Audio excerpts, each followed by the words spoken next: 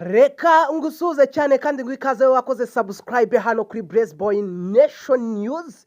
Uri umuntu w'ingenzi cyane, uri umuntu w'agaciro cyane. Uyu munsi rero ndagira ngo turebere hamwe mu byaranze amakuru yaranze iki cyumweru gishize, amakuru yabaye impanuka, amakuru yateye abantu benshi ubwoba, usibye ko ari n'amakuru yagaragaye kera, ari amakuru yabonetse kuri uyu wa kane, ubwo yari tariki 26 Werurwe 2026 saa 3:30 z'amanywa. Reka turebere hamwe ikintu kibanze, turebe ukuntu bimeze. Hano bari kutubwira ngo polisi iri gushakisha umugabo n'imodoka byagwanye mu mugezi wa Nyabarongo. Ni ukuvuga ngo ukimanuka ari kuri Rubira, kuri Ruriba, hari imodoka yari mu bwoko bwa hoho yaje kugwa muri Nyabarongo, ubwo yaritwawe n'umushoferi. Reka dukomeze turebe ukuntu byifashe.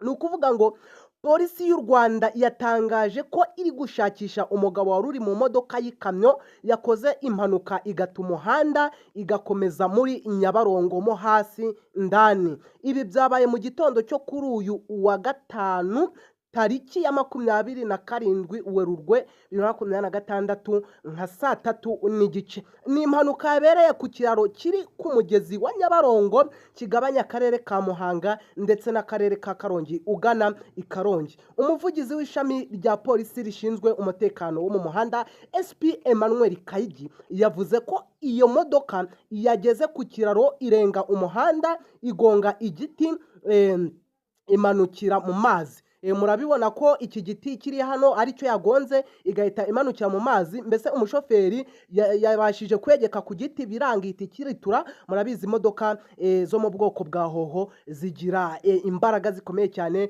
Imodoka rero ntago shoferi byaje kumukundira, imodoka yahise yinaga mu mazi mugezi wa Nyabarongo. Muzi uburebure Nyabarongo ifite, muzi ngona zibamo. Ni ukuvuga ngo polisi nayo iri gushakisha uwo mugabo n'imodoka byagwanye mu mugezi wa Nyabarongo.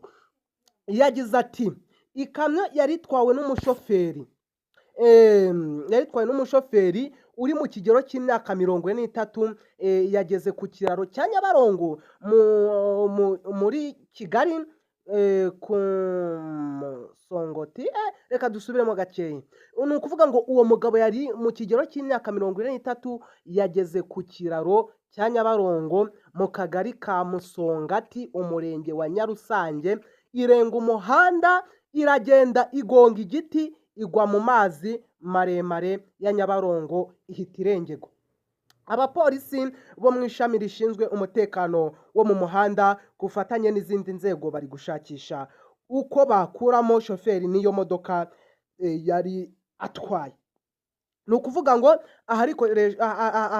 harakoreshwa ikoranabuhanga rihambaye cyane, kuko murabizi uburebure bwa Nyabarongo ni bunini cyane, ariko leta y'u Rwanda, polisi y'u Rwanda iri kugerageza ukuntu yakuramo iyo kamyo n'uwo mugabo. Turaza kubamenyesha amakuru niba bavuyemo iyo modoka n'uwo mugabo ko yari muzima. Byose muraza kubimenya 5/5. Umva kumenya ko wakoze subscribe ugakora ku nzogera kugira ngo ibiganiro byacu bijye bikugeraho 5/5 kandi tuzasangire kuri ayo mafaranga ya YouTube. SP Kayigi yakomeje avuga ko icyateye impanuka kitaramenyekana, hakirimo gukora iperereza. Aboneraho no kugira inama abashoferi kwitwararika mu gihe batwaye, birinda uburangare n'amakosa ayo ariyo yose ashobora kuba intandaro y'impanuka. Yibukije abatwara ibinyabiziga kuzirikana ko muri ibi bihe by'imvura nyinshi bikunze kugaragaramo imbogamizi mu muhanda